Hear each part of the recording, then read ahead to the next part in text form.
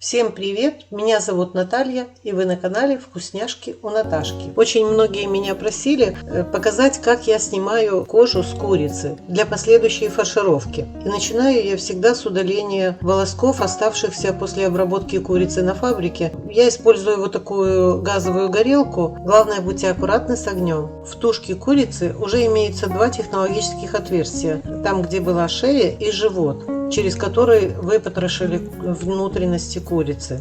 Кладем курицу на спинку и рукой я залезаю под кожу.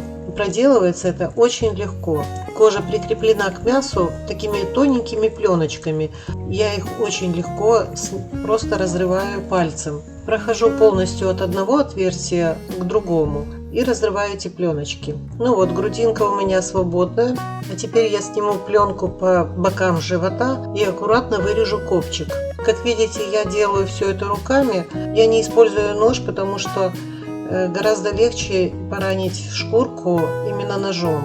Но в какой-то момент мне понадобятся ножницы. Моя задача отделить кожицу как можно аккуратнее, чтобы меньше было дырочек. В крайнем случае, если они будут, тоже ничего страшного, их всегда можно зашить.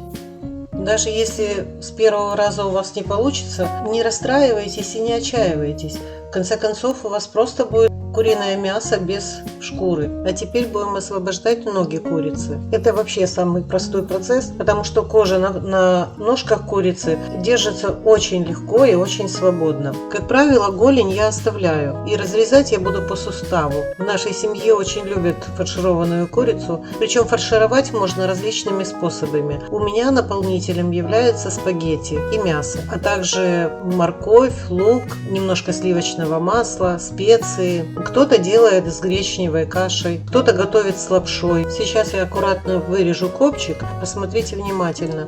Я надрезаю копчик в виде треугольника, то есть сходящиеся линии как бы к хребту. Затем переворачиваю тушку курицы на грудку и сначала пальцем поднимаю кожу возле копчика и только потом отрезаю полностью копчик. Ничего сложного, просто быть аккуратным, чтобы не разрезать кожу. Ну вот, копчик у нас освободился, а теперь также аккуратно здесь кожа крепится к хребту гораздо сильнее, поэтому ножницы я всегда направляю вниз, не параллельно хребту, а именно вниз, надрезаю и отрезаю кусочки мяса. Чем жирнее курица, тем проще будет это сделать. В ней больше подкожного жира и меньше шансов повредить кожицу. Ну и кусочки мяса нам тоже не повредят. Можно отделить кожу по всей спинке, а можно остановиться, как я в общем-то и делаю, и обрезаю ножки.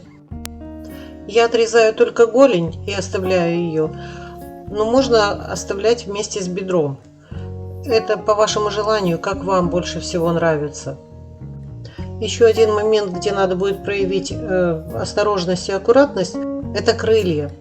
Я крылья тоже оставляю, так курица фаршированная больше похожа на курицу. Но надо очень аккуратно там вырезать, потому что кожа под крыльями самая нежная. Лучше вырезать с кусочком мяса. Зашивать кожу под крыльями достаточно сложно, она очень тонкая. Я скажу так, главное не бояться. С первого раза не получится, получится со второго. Моя мама всегда говорила, не боги горшки обжигают. Поэтому пробуйте, и у вас все получится. Кстати, если вам нравятся мои рецепты и мои объяснения, подписывайтесь на канал, жмите колокольчик, активируйте его, чтобы вам приходили всегда новости о новых видео. И, конечно же, мне приятно будет, если вы оцените мою работу, поставите лайк, напишите комментарий. Ну вот, одно крыло у нас свободно, осталось освободить еще второе крыло. Знаете, я не всегда готовлю сразу курицу фаршированную. Иногда у меня получается по времени, иногда не получается.